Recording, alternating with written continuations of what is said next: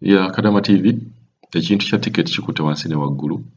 Abaana b'e Jordan mukimanyi nti nno mwetegeka okubeera nga mugenda nga 15 okusinziira embassy programs yataddewo nga 15. Mbakubiriza okubeera nga temweregistaringa bweregistarinzi naye mweyongere okubeera nga musasula air ticket. Ekintu kya air ticket kino nkimanyi bangi abatalina ssente naye ate temukiteeka nnyo omugugu guno temugweteekako nnyo lwa nsonga amateeka gagamba nti bw'oba omaze contract yo boosi yalina okusasulira air ticket ekuzzaayo ewammwe.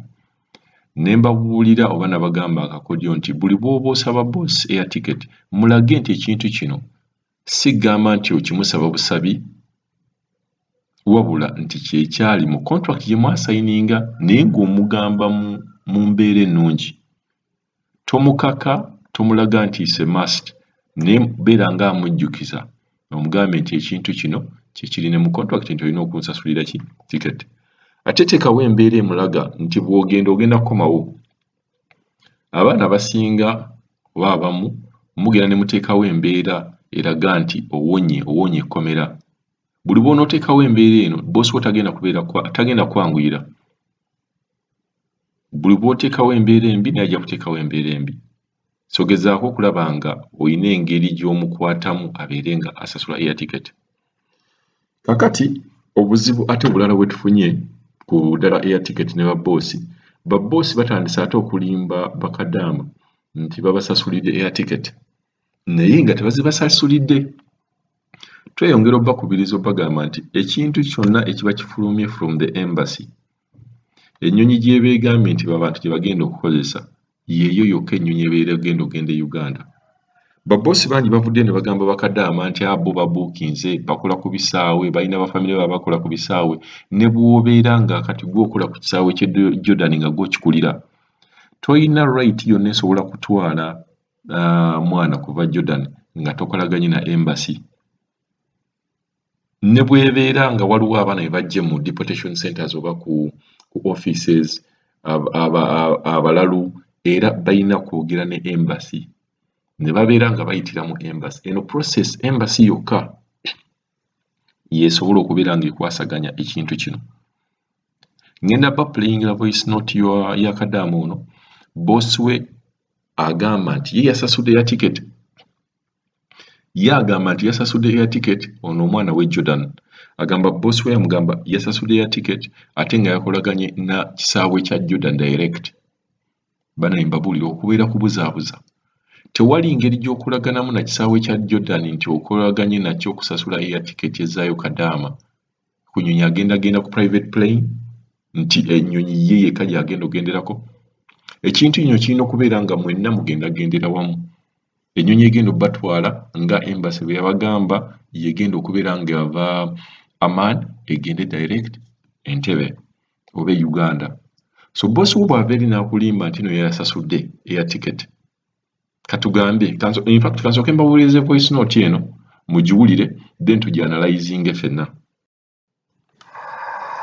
Nsaba mwami Kadaama TV gyebereko ssebo nsinzidde wano eno e Jordan nga njagala kutegeezaako boosi wange information message ze baatuwa okuva e Sauda ku embassy nazimuwa ezo nga zirina mu Luwarabu naye olwaleero njogedde naye n'aŋŋamba mbu simanyi tiketi yagibuukinze mu bano abakola e Jordan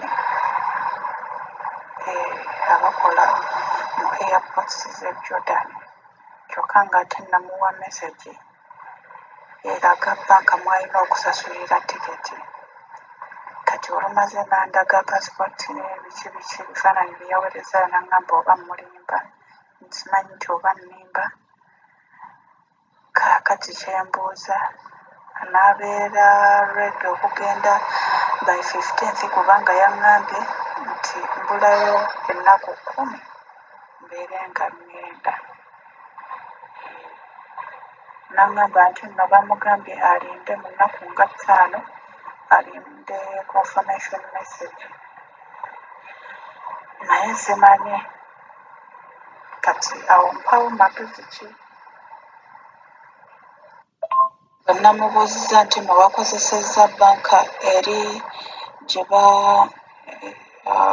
eri ku message ze baatuwa ze baatugamba okukozesa, n'aŋŋamba nti ye yakozesezza abakola eno ku Jordan, bakola ku airports z'e Jordan. Nendaga n'ebifaananyi bya passport bye yamusindikidde biki. Namugamba nindeko message mu nnaku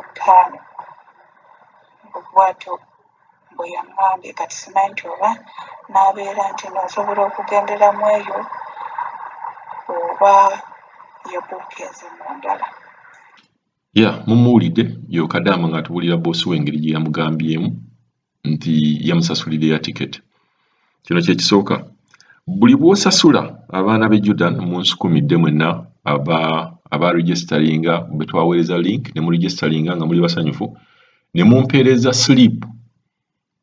ka slip akalaga nti no mwasasudde. Buli bw'osasula ekintu bakuwa receipt, bakuwa slip, bakuwa ekintu ekiraga nti n'osasudde. Ye boosi agamba nga muwulidde ono omuwala bw'agamba nti boosi we yasasudde naye ne bamugamba bajja mmuddira mu nnaku 5. Ddala ago gaba mazima.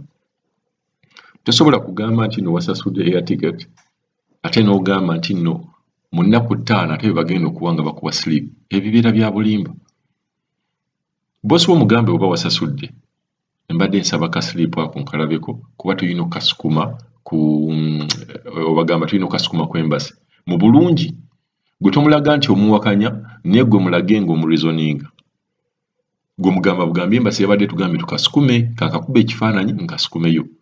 Kuba mu reality nti bw'osasula ekintu waliwo ekiraga ne bw'obe ng'okoze direct transfer oba payment bank to bank, era wabeerawo ekiraga step esembayo eyo okulaga nti no okonfaminze osasudde. Banka ekuweereza message negamba nti payment yo evudde mu banka bweti negenda mu banka bweti ekoze eki eri sente, ng'era osobola okuba akafaananyi oba n'okola screenshot eya confirmation eyo. Kati boosi wo bw'anajja n'agamba ekintu nga kino, nze ngamba bibeera bya bulimba. Ate nga kye mulina okumanya nti abantu bano beeraliikirivu, tebamanyi ddi lwe bagenda kuddamu kubeera nga bafuna kadaama mu bwangu. Naye ate kyesisaagala mweraliikirire abaagala okukomawo nti temulikomerawo ddala. Bano abantu tebasobola kwekolera mirimu era mujja kukomawo, wabula muyinza okuyita mu process y'emu nti bw'okomawo e Jordan osobola okubeera mu Jordan oba Saudi Arabia wonna ensi yonna ez'Abawarabu ze mukolamu, oba olina okudda n'obeera mu quarantine, n'ova mu quarantine n'ogenda mu kiyumba. Ebyo bintu bijja kubeerawo, tekiri nti nno kakati tewakyali kubeera nga muntu temukomawo. Kakati muwulidde boosi oyo engeri gye yamugambyemu. Nze omuwala namuwadde amagezi mugamba kyaba akola amusabe mu bulungi amuwe ku slip eyo agikube amugambe nti agenda giweereza ku embassy. So njagala mubeere nga mwegendereza baboosi bano abagamba nti basasulidde ya ticket.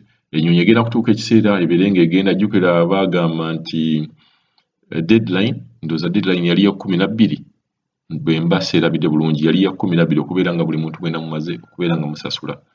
So mbabuulira nti musasule, mu registeringe musasule. Registration abaana bangi abatuukira bagamba baregisteringa batya. Ekintu kino twakyogerako bannaaye, omuntu engeri gy'oregisteringa ne links gye ziri.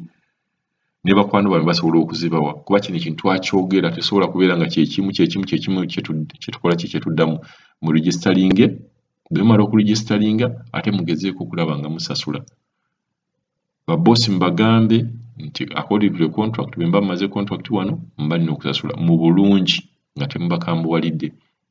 Mpozi nga kyemulina n'okumanya nti baboosi bano tebaagala n'omulundi n'ogumu mukome Uganda, ddala ng'obadde obalabirira bulungi.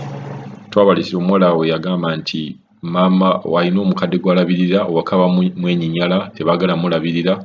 Kati teebereza nti abantu b'owaka okubeera nga bakukkiriza okugenda bagamba ani agenda okulabirira omuntu ono. So mubeere ng'ekyo mukimanyi, ate mubeere nga mumanyi nti nno air ticket, ekyo nkiddamu air ticket ng'omaze ku contract boosi oyo alina ogisasula.